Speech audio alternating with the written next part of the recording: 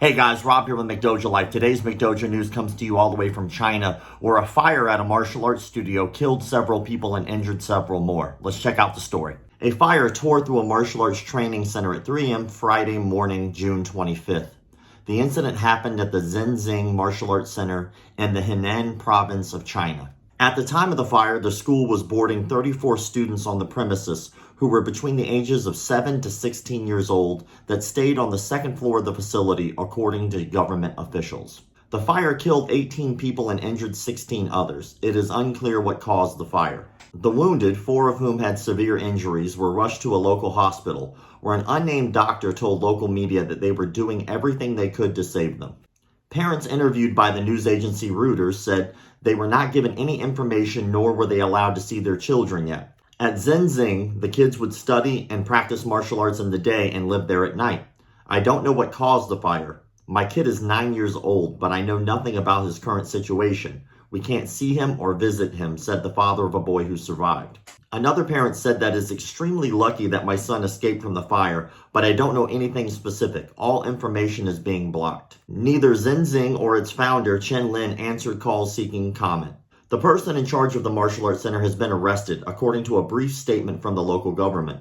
Provincial Party Chief Liu Yangxing told local media that the tragedy was a profound lesson which all cities and counties in Henan should learn from to eliminate future risks. Henan is the birthplace of traditional Chinese martial arts and is home to many kung fu academies. Among the largest is the famous Shaolin Martial Arts School, which has hundreds of teachers and tens of thousands of students, according to its website. The Shaolin Monastery is also famed for its fighting monks. Social media users started to call for better fire safety standards online as a hashtag for the fire quickly garnered over 1.5 million views. Fires are not uncommon in China due partly to patchy safety protocols, substandard construction, and enforcement that is often lax. In one of China's most horrific fires, 309 people were killed at a nightclub in the city of Luoyang, which is also located in Henan, on Christmas Day in the year 2000.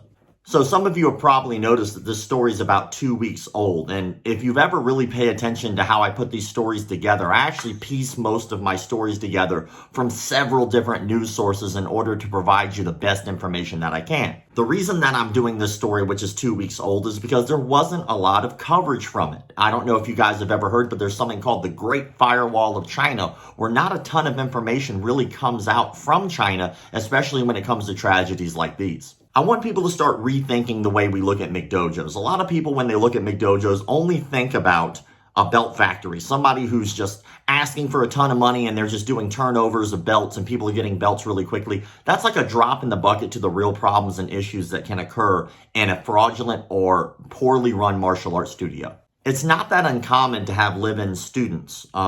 It actually is something that happens around the world. A lot of schools do this. And if you look at an example here in the United States, someplace like a Jackson Winklejohn in Albuquerque, New Mexico, they have tons of fighters who actually live there on site. If you have on-site students anywhere, whether it be a place that you're housing them or maybe at your facility, at your martial arts facility, make sure you're keeping up the maintenance. I mean, it doesn't seem like something that you might really think about often in terms of martial arts safety, but yeah, you should be keeping a clean and maintained facility, whether it be at your martial arts school or the place in which you're housing your students. Now, we don't know what happened and caused this particular fire, but that's one thing that could have been the problem, and that's one thing that could be easily avoided if you keep up with the maintenance of your facility. It's terrible what happened to these kids. I feel like shit every time I have to report these stories because it's horrible. It's just horrible reading this bad news. But at the end of the day, I think that these stories are important for people to learn from. If you're a martial arts school owner or a coach, maybe you should be checking out your facility just a little bit more. And maybe we can learn from these incidents and hopefully we can stop them from happening again. I'd really like to know your opinion in the comment sections below, so go ahead and toss those out there. Maybe we can have an open discussion, a healthy conversation about what happened, and maybe you have some stories that happen similar to you, and maybe you have some advice on how to prevent these things from happening in the future. It's terrible that this kind of stuff gets stifled and that people from the outside don't get to hear about these things. Because I think that, again, it's important that we hear these things so that way we can improve and hopefully these things don't happen again. Thank you all for the likes, comments, shares, subscriptions, and all that other stuff that people online tell you to do. Keep the martial arts legit.